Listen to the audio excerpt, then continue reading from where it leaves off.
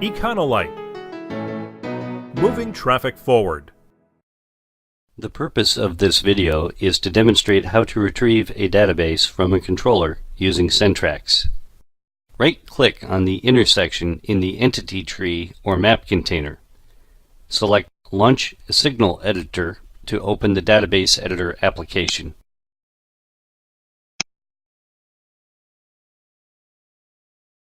Hover over icons in the Database Editor application to display each function.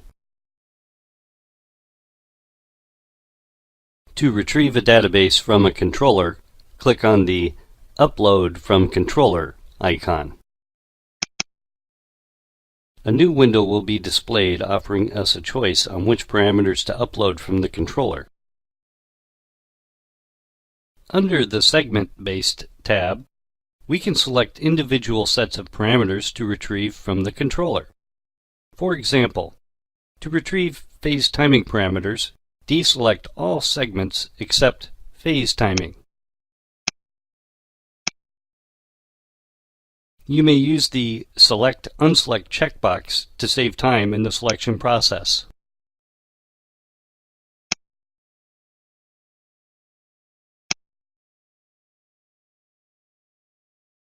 You also have the choice to upload parts of the database by file. Select the File-Based tab to upload specific database files.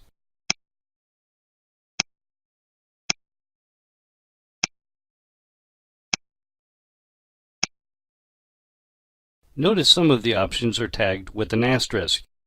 This indicates the database from the controller has changed since it was last saved to the system. To select only files or segments with differences, click the Select Differences button. When you have completed your selections, press the Upload button. Notice some of the tabs have been tagged with an asterisk. This indicates one or more parameters in these areas are different than the values currently stored in the Centracs database.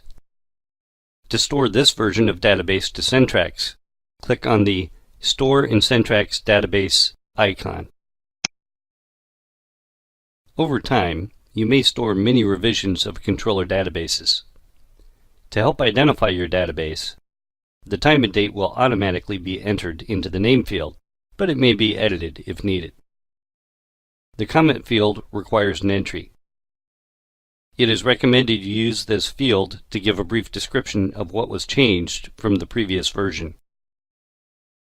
If the default checkbox is checked, this version of the database will be displayed the next time the Database Editor window is opened.